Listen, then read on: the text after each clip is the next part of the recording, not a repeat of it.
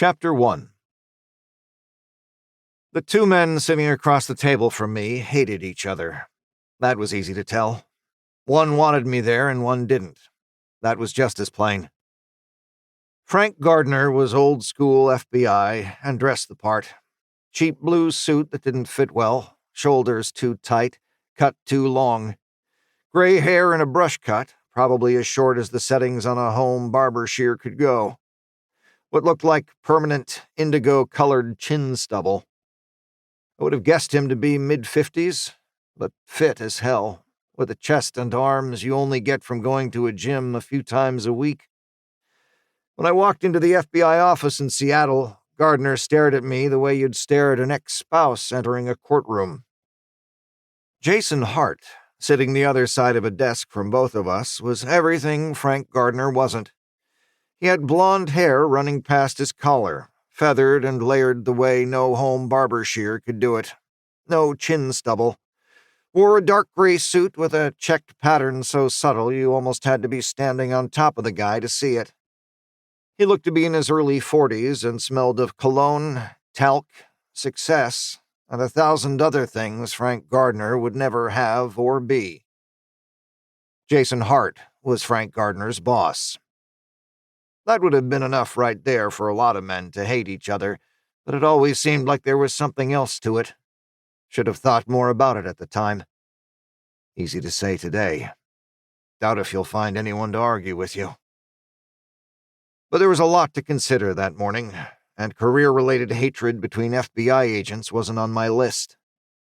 The request for me to be seconded to Hart's task force had come in 2 days earlier, and it was my first trip in Seattle. I was thinking about that. The window of Hart's office looked out on Elliott Bay, and the sky was the electric blue color you get sometimes after a good hard rain, a sky that should have had rainbows and water droplets falling from trees beneath it. But it hadn't rained in Seattle for 8 days, and that sky looked restless and mean, a sky that probably wasn't doing anyone any good. The FBI agent who'd picked me up at the airport had talked about little else. Look at the sky. No rain for 8 days. Talked about it in a breathless, childish way. He was a short man who wore a salt-stained trench coat, even though it wasn't that cold.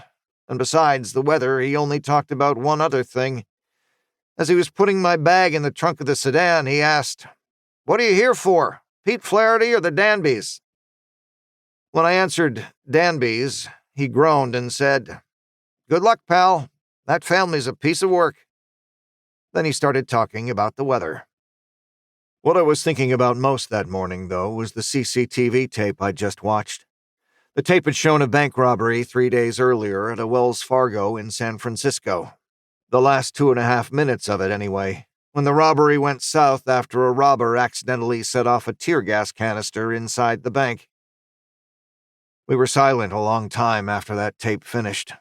Gardner looking at me with a sneer on his face, Hart fidgeting with one of the brightly colored file folders on his desk, me staring out at that hopped-up neon sky. It was Hart who spoke first. "Want to see it again?" "No." "Really? Most people want to see it again. You don't get camera angles like that very often."